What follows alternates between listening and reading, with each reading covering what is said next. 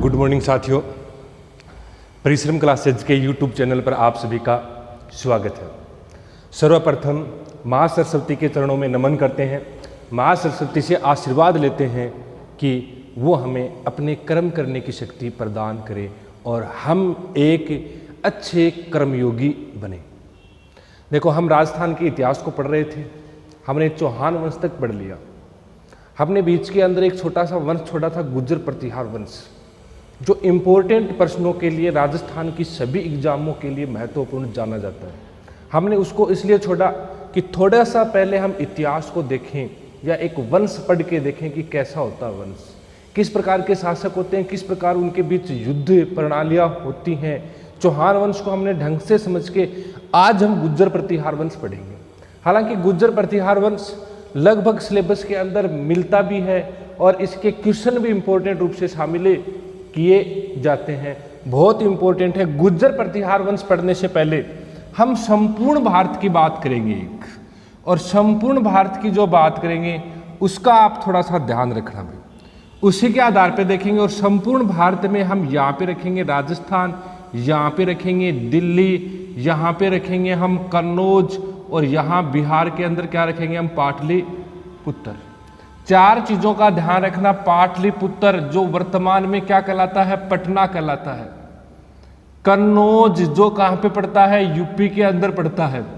ये कौन सा है, दिल्ली। और इसके साथ ही साथ हम देखें ये कौन सा है, राजस्थान। और साथ ही साथ इस तट पर देखें तो कलकत्ता को भी देखेंगे थोड़ा सा। अब हम शुरुआत करेंगे कहाँ से, थोड़ा सा इन चार स्थानों को, अगर हमें इतिहास को पढ़ना है, इतिहास को समझना है, तो पहले हमें एक रूपरेखा समझनी होगी। और आज मैं प्रयास करूंगा कि गुर्जर प्रतिहार वंश पढ़ने से पहले हम भारतीय इतिहास तथा राजस्थान के इतिहास की एक छोटी सी रूपरेखा को हम देखें। तो रूपरेखा देखेंगे हम कहाँ से, कालीबंगा सभ्यता से। जब राजस्थान के अंदर कालीबंगा सभ्यता थी, उस समय भारत के अंदर कौन सी सभ्यता थी, सिंधु घाटी सभ्यता थी। उसके बाद में बात करेंगे हम, सीधे आ जाएंगे जब भारत के अंदर जैन धर्म था, जब भारत के अंदर बौद्ध धर्म था, उस समय की बात करेंगे। जैन धर्म और बौद्ध धर्म था ना, उस समय जो शासन का कार्य हुआ करता था जैन धर्म और बौद्ध धर्मों के द्वारा, उस समय यहाँ मगध के आसपास हुआ करता था। कहाँ पर, मगध के आसपास हुआ करता था। तो ये बात तो नॉर्मल है, जैन धर्म और बौद्ध धर्म।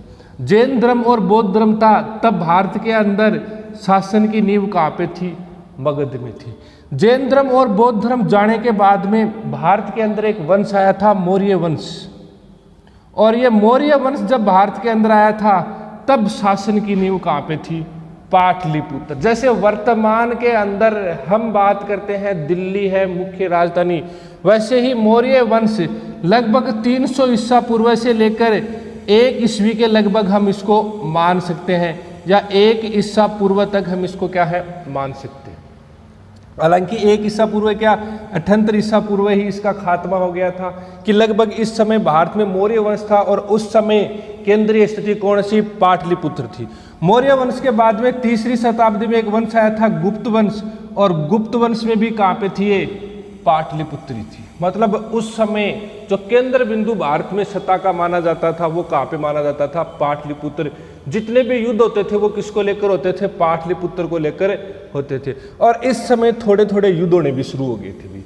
इस समय ये अरब आक्रमणकारियों का भी भारत की तरफ क्या होने लग गया था, रुख होने लग गया था। गुप्त काल के अंदर पढ़ते हैं हम, मौर्य काल के अंदर पढ़ते हैं हम।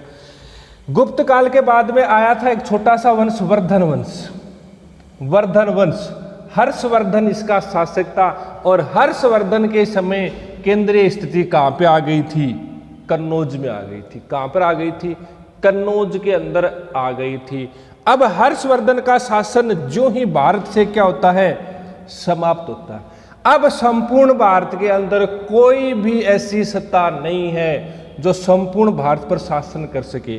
जैसे मौर्य वंश थे, जैसे गुप्त वंश था, जैसे वर्धन वंश था, इस प्रकार का कोई भी शासक नहीं है। और इस समय भारत पर अरब आक्रमण होने क्या हो गए थे, शुरू हो गए थे। और ये बात है 7वीं शताब्दी की। इस समय राजस्थान के इस क्षेत्र में एक वंश आया था जिसका नाम था गुज्जर प्रतिहार वंश। कौन सा वंश था? गुज्जर प्रतिहार वंश। इधर बात करें तो इधर कलकत्ता या पश्चिमी बंगाल के अंदर एक आया था जिसका नाम था पाल वंश, और दक्षिण में बात करें तो कौन सा वंश आया था? राष्ट्रकूट वंश। और ये पाल, प्रतिहार और राष्ट्रकूट, ये जो छोटे छोटे वंश आ गए थे, मतलब बड़े वंशों की जगह जो छोटे छोटे वंश आ गए थे, ये रहे थे अपने 7वीं शताब्दी से लेकर 10वीं शताब्दी तक। सिर्फ 3 साल के अंदर हमें छोटे छोटे बहुत से वंश पढ़ने हैं। यही थोड़ी सी बस इतिहास यहीं पे जाके थोड़ा सा हार्ड है, बाकी इतिहास क्या सरल है। राजस्थान से रिलेटेड हम पाल व राष्ट्रकूट को राष्ट्रीय इतिहास के अंदर या नेशनल हिस्ट्री के अंदर पढ़ते हैं, जबकि ये गुज्जर प्रतिहार है इसको राजस्थान की हिस्ट्री के अंदर पढ़ते हैं, क्योंकि इनका जो आविर्भाव हुआ था या इनकी जो उत्पत्ति हुई थी वो राजस्थान के अंदर हुई थी, और इन्होंने राजस्थान में रहते हुए इन अरब आक्रमणकारियों को रोका था। राजस्थान में रहते हुए उन्होंने कन्नौज को भी राजधानी बनाया था, मतलब कन्नौज के ऊपर भी इन्होंने अधिकार कर लिया था। एक समय ऐसा आया था जब संपूर्ण भारत की राष्ट्रीय सत्ता किनके हाथों में आ गई थी? गुज्जर प्रतिहारों के पास आ गई थी। इसके अलावा इनका कन्नौज को लेकर राष्ट्रकूट के भी साथ युद्ध हुआ था, और कन्नौज को लेकर इनका पाल के साथ भी युद्ध हुआ था। तो हमारा जो आज का टॉपिक है वो कौन सा है? गुज्जर प्रतिहार वंश। ध्यान रखना, गुज्जर प्रतिहार वंश उत्तर भारत की एक सत्ता थी जिसका आविर्भाव राजस्थान के अंदर हुआ था। इन्होंने राजस्थान के अलावा यूपी, बिहार, पश्चिम बंगाल तथा दक्षिण तक भी अपना अधिकार कर लिया था। इसके अंदर हम शासक पढ़ेंगे, जैसे नागभट्ट प्रथम है, नागभट्ट द्वितीय है, मिहिर भोज है, इसके अलावा वत्सराज है। ये 4-5 शासक हैं जो इम्पोर्टेंट हैं, जिनके बारे में या तो उनकी उपाधियों के बारे में प्रश्न पूछे जाते हैं, या उनकी विजयों के बारे में प्रश्न पूछे जाते हैं, या उनके दरबार में रहने वाले कवियों के बारे में प्रश्न पूछे जाते हैं। तो मित्रों ध्यान रखना, गुज्जर प्रतिहार वंश पढ़ेंगे। गुज्जर प्रतिहार वंश हम एक लिए राजस्थान के अनुसार नहीं पढ़ेंगे, अकॉर्डिंग टू भारत के अनुसार पढ़ेंगे, क्योंकि गुज्जर प्रतिहार एक राष्ट्रीय सत्ता थी जिन्होंने कन्नौज को भी अपने अधिकार में कर लिया था। और एक समय ऐसा था 7वीं से लेकर 10वीं शताब्दी तक अरब आक्रमणों को भी किसने रोका था? गुज्जर प्रतिहारों ने ही रोका था। पाल तथा राष्ट्रकूट के साथ इनका एक त्रिपक्षीय युद्ध हुआ था जिसको 200 वर्षों भी कहते हैं, लगभग 200 वर्षों तक चला था। गुज्जर प्रतिहारों के वत्सराज ने शुरू किया तथा गुज्जर प्रतिहारों के महिपाल प्रथम ने उसको अंत में जीत लिया। मतलब प्रतिहारों ने ही त्रिपक्षीय युद्ध शुरू किया था और प्रतिहारों ने ही त्रिपक्षीय युद्ध को जीत लिया था। तो आज हम पढ़ेंगे गुज्जर प्रतिहार, और गुज्जर प्रतिहार की उत्पत्ति के बारे में पढ़ेंगे। गुज्जर प्रतिहार राजस्थान में कहाँ कहाँ थे उनके बारे में पढ़ेंगे, और गुज्जर प्रतिहारों के जो वंशज है उनके बारे में पढ़ेंगे। पहले तो आपको मैं ये बताना चाहता था यहाँ पर कि गुज्जर प्रतिहार एक वंश था जिसने राजस्थान के अंदर उत्पत्ति लेते हुए संपूर्ण भारत पर क्या किया था? शासन किया था, जिसका शासनकाल 7वीं शताब्दी से लेकर कौन सी शताब्दी तक रहा था? 10वीं शताब्दी तक उसका शासनकाल रहा था। और 10वीं शताब्दी तक आते आते भारत में कौन सा वंश आ गया था? चौहान वंश आ गया था। और चौहानों के आते ही गुज्जर प्रतिहार की सत्ता समाप्त हो गई। और जहां पर गुज्जर प्रतिहारों की, एक याद और रखना भाई, जहां पर गुज्जर प्रतिहारों की सत्ता समाप्त हुई थी वहां कन्नौज में आया था जयचंद गहड़वाल का गहड़वाल वंश। याद रखना कि गुज्जर प्रतिहारों की समाप्ति कहां पर हुई और उसके बाद में या उसके स्थान पर भारत में कौन से वंश ने जन्म लिया था? वहां पे आया था गहड़वाल वंश। और जब चंदावर के युद्ध में गहड़वाल वंश समाप्त हो जाता है, जयचंद मारा जाता है, मोहम्मद गोरी का अधिकार हो जाता है, तो गहड़वाल वंश या जयचंद के जो वंशज थे वो जयचंद को छोड़कर या कन्नौज को छोड़कर निकल जाते हैं और वो आते हैं कहाँ पर? जोधपुर क्षेत्र, पाली क्षेत्र के अंदर। यहाँ पर रखते हैं राठौड़ वंश की नींव। कौन से वंश की नींव रखते हैं? राठौड़ वंश की। ध्यान रखना, गुज्जर प्रतिहार किस में बदले? गहड़वाल में बदले। और गहड़वाल बाद में किसने बदले? राठौड़ में बदले। और राजस्थान के अंदर हम राठौड़ पढ़ते हैं कहाँ कहाँ पर? बीकानेर के अंदर पढ़ते हैं, किशनगढ़ अजमेर के अंदर पढ़ते हैं, सिवाना के अंदर पढ़ते हैं। और मूल जो राठौड़ है वो कहाँ के पढ़ते हैं? हम जोधपुर के राठौड़ पढ़ते हैं। तो आज का हमारा प्रमुख जो विषय है वो है गुज्जर प्रतिहार। गुज्जर प्रतिहार। गुज्जर प्रतिहार के बारे में पहले हम पढ़ेंगे उनकी उत्पत्ति। उत्पत्ति के बाद में हम इसका पढ़ेंगे 2 नंबर पर क्षेत्र। और क्षेत्र के बारे में 3 नंबर पे पढ़ेंगे इनकी हम वंशावली। वंशावली तीनों ही बातें इंपॉर्टेंट है, तीनों ही समझ के पढ़नी है। मैं इनकी एक छोटी सी बात बता दूं आपको, ये संपूर्ण राजस्थान है या संपूर्ण भारत मानो आप इसको, और भारत का ये राजस्थान है, और राजस्थान का ये जो क्षेत्र है यहाँ पे तो पड़ता है पाली और यहाँ पे पड़ता है जोधपुर।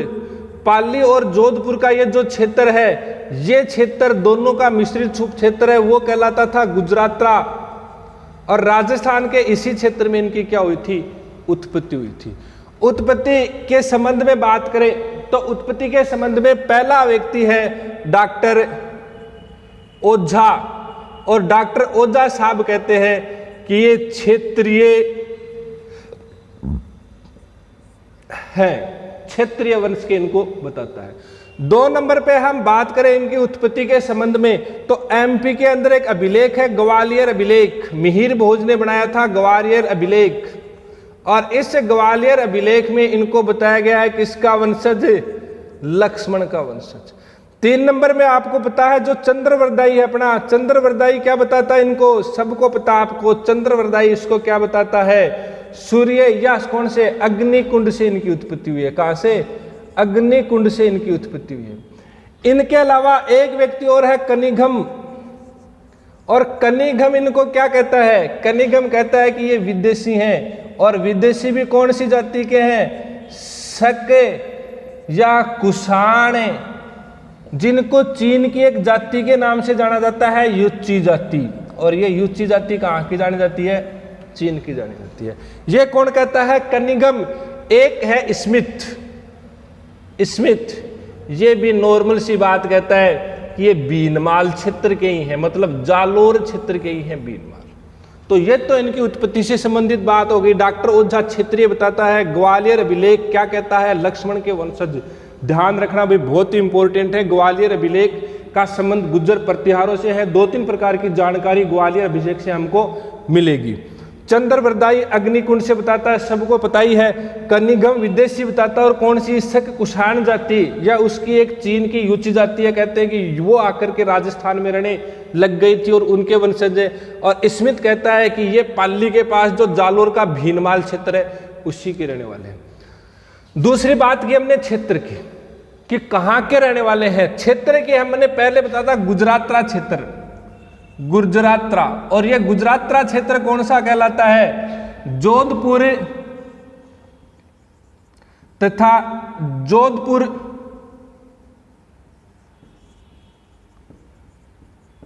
तथा ये अपना जो जालोर है और कुछ भाग पाली का है, ये तीनों का मध्यवर्ती भाग क्या कहलाता है, गुजराता। और इस क्षेत्र में रहने के कारण इनके नाम के पीछे क्या लगा, गुज्जर प्रतिहार वंश लगा। कौन सा वंश लगा था, गुज्जर प्रतिहार। एक कर्नाटक में अभिलेख है, एक अभिलेख है जिसका नाम है ऐहोल अभिलेख, याद रखना भाई, ऐहोल अभिलेख। और ये ऐहोल अभिलेख है, ये कहां पर स्थित है, कर्नाटक में। जो शासक था या जो निर्माता था इसका, उसका नाम था पुलकेशिन द्वितीय। चालुक्य शासक था भी, याद रखना। चालुक्य कहां पे थे, गुजरात में थे, और गुजरात के नीचे कौन सा पड़ता है, महाराष्ट्र और कर्नाटक। इसका जो रचनाकार था, मतलब जिसने इसकी रचना की थी, उसका नाम था रवि कीर्ति जैन, रवि कीर्ति जैन। और ये ऐहोल अभिलेख भी कहता है कि राजस्थान के इस क्षेत्र के अंदर गुज्जर वंश रहता था। कौन सा वंश रहता था, गुज्जर वंश रहता था। तो क्षेत्र के बारे में पहली जानकारी तो गुजराता नाम से लगती है। दूसरी जानकारी ऐहोल अभिलेख जो कर्नाटक में है, चालुक्य शासक पुलकेशिन द्वितीय जो प्रतापी शासक था, बादामी का शासक था, उस वो बताता है। और इसका रचनाकार कौन है, रवि कीर्ति जैन है। बहुत ही इंपॉर्टेंट है ऐहोल अभिलेख, याद रखना भाई, इसके रचनाकार भी याद रखना और इसके निर्माता भी याद रखना, और कहां पर है, कर्नाटक के अंदर स्थित है। तीसरी बात, एक व्यक्ति चीनी यात्री हर्षवर्धन के काल में आया था, ह्वेनसांग। ह्वेनसांग ने एक पुस्तक लिखी थी, और ह्वेनसांग की पुस्तक का नाम था CU और की, KI की, CU की। CU की में कहता है ह्वेनसांग कि मैं इस क्षेत्र में आया था और इस क्षेत्र में आया था, उस क्षेत्र का नाम था कुचेलो। मतलब गुजरातरा को क्या कहता है? कुचेला कहता है या कुचेलो कहता है गुजरातरा को। हवेनसांग अपनी पुस्तक में गुजरातरा या गुज्जर प्रदेश को किस नाम से जाना जाता है? कुचेलो।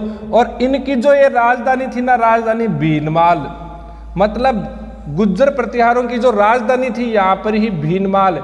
इस भीनमाल को क्या कहता है? ये पोलो मिल्लो कहता है। क्या कहता है? पोलो मिल्लो के नाम से जानता है। याद रखना दोस्तों, गुज्जर प्रतिहारों की दूसरी बात करें हम, क्षेत्र गुजरात राज्य, जोधपुर, पाली, जालोर के मध्यवर्ती भाग में इनका स्थान बताते हैं। एहोल अभिलेख कर्नाटक से ये जानकारी मिलती है। हेनसांग अपनी पुस्तक शिवक्यू में राजस्थान भ्रमण का वर्णन करता है और तथा अपने भ्रमण में कहता है कि वह गुज्जर प्रतिहारों के क्षेत्रों में गया था और वहां पर उन्होंने उनके प्रदेश को कुचेलो के नाम से जाना तथा उनकी राजधानी भीनमाल को उसने किस नाम से जाना? पोलो मिल्लो के नाम से जाना। एक चीज और याद रखना भाई, छोटी सी बात आप यही याद रखना कि ये जो राजस्थान है यहां पर अरब आक्रमणकारी आक्रमण करते थे। अरबों से रक्षा करने का कार्य किनका था? प्रतिहारों का। प्रतिहार मतलब विपक्ष या युद्धों के अंदर विजेता प्राप्त करने या अपने संकटों को दूर करने वाले। प्रतिहार शब्द का अर्थ होता है द्वारपाल। याद रखना भाई, या इस शब्द को क्या कहा जाता है? रक्षक भी कहा जाता है। प्रतिहारों को बोहरा के नाम से भी जाना जाता था। तीनों शब्द याद रखना। प्रतिहारों ने भारत को अरब आक्रमणों से मुक्त कराने का कार्य किया था। देखना, हम आगे का इतिहास पढ़ेंगे तब सब बात आएंगी। इन्होंने कौन कौन से अरब आक्रमणियों के साथ युद्ध किया था, किस प्रकार राजस्थान के अंदर अपनी सत्ता को कायम किया था, किस प्रकार इन्होंने भारत के अंदर अपनी सत्ता को कायम किया था और किस प्रकार इस वंश का अंत हुआ था। तो गुज्जर प्रतिहारों को द्वारपाल के नाम से जाना जाता है, रक्षक के नाम से जाना जाता है तथा बोहरा के नाम से जाना जाता है। दो चीज हमने देख ली, इनकी उत्पत्ति देख ली, 2 नंबर पर इनका क्षेत्र देख लिया और 3 नंबर पर पढ़ेंगे वंशावली। इनकी वंशावली के बारे में पढ़ेंगे। क्या है इनकी वंशावली? क्षेत्र हमेशा ध्यान रखना, जोधपुर, जालोर तथा पाली के अंदर थे गुज्जर प्रतिहार। बाद में कन्नौज भी चले जाएंगे, लेकिन शुरुआत के अंदर कहाँ पे थे? राजस्थान के अंदर ही थे। कहाँ पर थे? राजस्थान के अंदर ही थे। अरब आक्रमणों से राजस्थान व भारत की रक्षा करने के कारण इनको द्वारपाल कहा जाता है, इनको रक्षक कहा जाता है, इनको बोहरा के नाम से भी जाना जाता है। 3 नंबर पे बात करें इन शासकों की हम वंशावली, तो वंशावली को अगर हम पढ़ें तो एक व्यक्ति है मुहणोत नैनसी। राजस्थान का अब्बुल फजल मुहणोत नैनसी जोधपुर के जसवंत सिंह का दरबारी था। 2 लाख के गबन के कारण इन्होंने सुसाइड कर लिया था। मुहणोत नैनसी ने आत्महत्या कर ली थी। मुंशी देवी प्रसाद ने इसको राजस्थान का अब्बुल फजल कहा है। नैनसिरी ख्यात, जिसके अंदर संपूर्ण भारत में पहली बार जनगणना की जानकारी मिलती है, वो है मुहणोत नैनसी। बहुत ही प्रसिद्ध है मुहणोत नैनसी। मुहणोत नैनसी गुज्जर प्रतिहारों की कितनी शाखाएं बताता है? 26 शाखाएं बताता है। ये मुहणोत नैनसी गुज्जर प्रतिहारों की कितनी शाखाएं बताता है? 26 शाखाएं बताता है। और 26 में से राजस्थान के अंदर कितनी बताता है? राजस्थान में ये 2 शाखाएं बताता है। और राजस्थान के अंदर ये 2 शाखाएं कौन सी हैं? सिर्फ यही देखना हमें, इतना ध्यान रखना। मुहणोत नैनसी गुज्जर प्रतिहारों की कितनी शाखाएं बताई? 26। राजस्थान में कितनी बताई? 2। राजस्थान में 2 देखो कौन कौन सी बताई, यहीं पे समझ लेना आप। ये क्षेत्र है, एक तो बताई यहां जोधपुर के अंदर, और जोधपुर के अंदर कौन सी बताई इन्होंने? मंडोर। और दूसरी बताई यहां जालोर, और जालोर के अंदर इन्होंने कौन सी बताई? भीनमाल। याद रख लेना भाई, 2 शाखाएं मंडोर और दूसरी कौन सी बताई? भीनमाल। पहले मंडोर की शुरुआत हुई और मंडोर के बाद में 2 नंबर पे कौन से की शुरुआत हुई थी? भीनमाल की शुरुआत हुई थी। दोनों ही पढ़ेंगे। पहले पढ़ेंगे मंडोर शाखा, मंडोर शाखा, और मंडोर शाखा का जो संस्थापक पढ़ेंगे वो संस्थापक पढ़ेंगे हम हरीश चंद्र। किसको पढ़ेंगे? हरीश चंद्र। इधर 2 नंबर पे हम जो शाखा पढ़ेंगे उसका नाम है भीनमाल शाखा। और भीनमाल शाखा का जो हम संस्थापक पढ़ेंगे वो भीनमाल शाखा का संस्थापक होगा अपना नागभट्ट प्रथम। याद रखना भाई, नागभट्ट प्रथम। हालांकि यहाँ भीनमाल शाखा का वास्तविक जो संस्थापक होगा, वास्तविक संस्थापक अगर पूछ ले, वो वास्तविक संस्थापक होगा वत्सराज। वास्तविक संस्थापक कौन होगा? वत्सराज। इनकी राजधानी देखना भी, राजधानी एक तो राजधानी इनकी भीनमाल ही थी और दूसरी राजधानी एमपी की तरफ चले जाते हैं। किधर? एमपी की। मतलब ये जालोर शाखा अपना विस्तार करना शुरू कर देती है। और दिन दोनों शाखाओं में जो महत्वपूर्ण शाखा वो कौन सी है? जालोर शाखा। तो राजधानी एक भीनमाल और दूसरी कौन सी थी? उज्जैन। और ये कहाँ पे गई थी? अपने एमपी के अंदर। और तीसरी राजधानी जो इनकी बनी थी वो कौन सी बनी थी? कन्नौज। मतलब कन्नौज के ऊपर भी इन्होंने अधिकार कर लिया था। तो ये जो भीनमाल शाखा ये इंपॉर्टेंट है। भीनमाल शाखा संस्थापक नागभट्ट प्रथम, वास्तविक संस्थापक वत्सराज। राजधानी पहले भीनमाल, भीनमाल से उज्जैन चले गए और उज्जैन से कहां पर है? यूपी कन्नौज आ गए। मतलब साम्राज्य विस्तार कर रही थी। और ताकतवर क्या इस समय प्रतिहार वंश क्या होता जा रहा था? ताकतवर होता जा रहा है। इस मंडोर शाखा को पढ़ेंगे। इसकी अगर हम राजधानी देखें तो राजधानी कौन सी होगी? इसकी मंडोरी होगी थी। सबसे पहले अगर राजस्थान में गुर्जर प्रतिहार कहां पर आया तो याद रखना मंडोर आया था।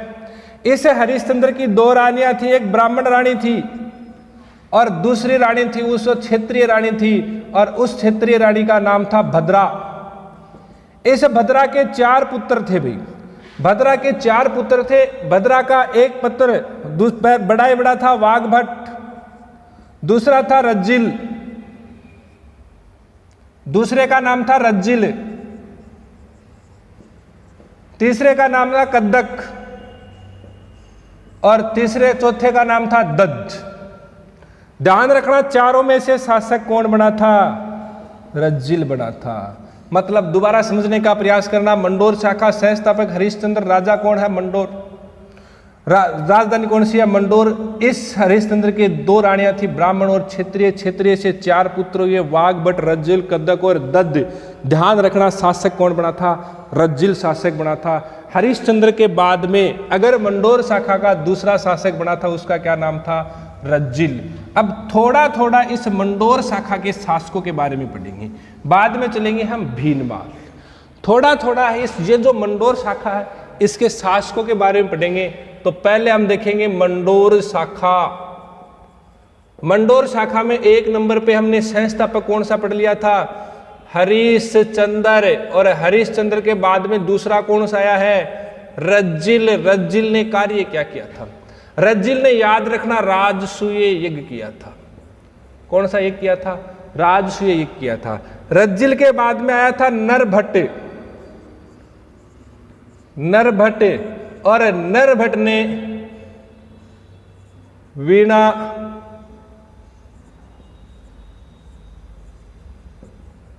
पाली की उपाधि धारण की थी।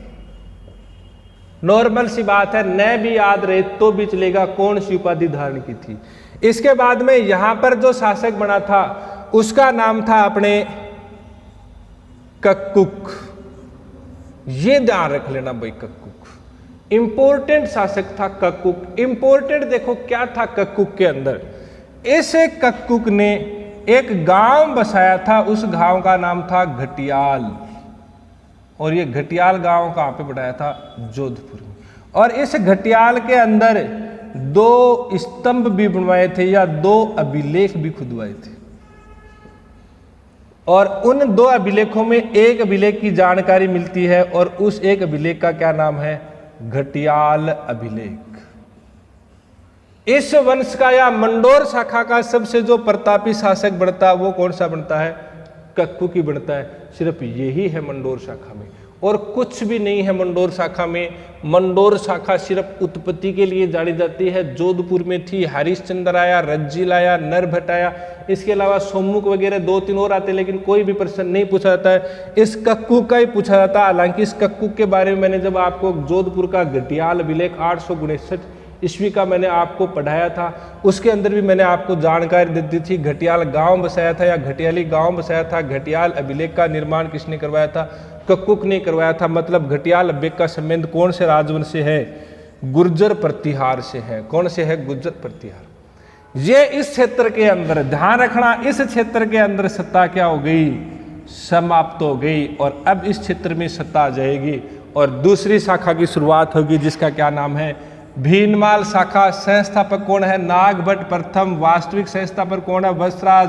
राजधानी भीनमाल, उज्जैन तथा कन्नौज। कल पढ़ेंगे हम इसके नेक्स्ट चैप्टर के बारे में, कौन कौन से शासक बनते हैं, किस किस प्रकार शासक बनते हैं। आज हमने नॉर्मल सी जानकारी हमने देख ली। हालांकि क्वेश्चन यहीं से भी पूछे जाते हैं, ज़्यादा इंपॉर्टेंट क्वेश्चन नहीं पूछे जाते। मुहणोत नैणसी का क्वेश्चन बहुत बार पूछा गया है। इसकी उत्पत्ति या मंडोर शाखा का संस्थापक बहुत बार पूछा गया है। इसके अलावा रज्जिल के बारे में भी पूछ लेते हैं कि राजसूय यज्ञ गुर्जर प्रतिहार में किसने करवाया था? रज्जिल ने करवाया था। कक्कुक के बारे में पूछ लेते हैं, इनकी उत्पत्ति के बारे में पूछ लेते हैं, इनके उत्पत्ति से संबंधित जो बातें हैं वो पूछ लेते हैं। एक अपने हवेन सांग का जो कुचेलो नाम है या पोलो मिलो नाम है वो पूछ लिया जाता है। इसके अलावा अपने पुलकेशिन द्वितीय का जो ऐहोल अभिलेख कर्नाटक के अंदर स्थित रविकीर्ति जैन ने जिसकी रचना की थी वो भी पूछ लिया जाता है। तो ये यहाँ तक भी बहुत इंपॉर्टेंट है। हालांकि गुर्जर प्रतिहार वंश की छोटी छोटी बात इंपॉर्टेंट है। मैंने जैसे आपको बताया, आप इस बात का ध्यान रखना भी। आप गुर्जर प्रतिहारों को यहाँ मानोगे राजस्थान में और यहाँ मानोगे, फिर यहाँ से बढ़ते हुए संपूर्ण भारत की तरफ मानोगे। विदेशी आक्रमणों से राजस्थान के आप इनके रक्षक भी मानोगे, द्वारपाल भी मानोगे, बोहरा भी मानोगे। इसके अलावा पाल वंश के साथ युद्ध भी करवाएंगे, राष्ट्रकूट वंश के साथ युद्ध भी करवाएंगे। और पहली इस शाखा को हमने पढ़ लिया। अब इस शाखा की बढ़ते हुए शासकों के बारे में पढ़ेंगे। क्या क्या इनके उपनाम थे? जब संपूर्ण भारत पे अधिकार कर लेते हैं तो कौन से इनके दरबारी कवि थे, कौन कौन से इन्होंने कार्य किए थे। और लास्ट में इस वंश की समाप्ति होती है और भारत के अंदर कौन से वंश की शुरुआत होती है?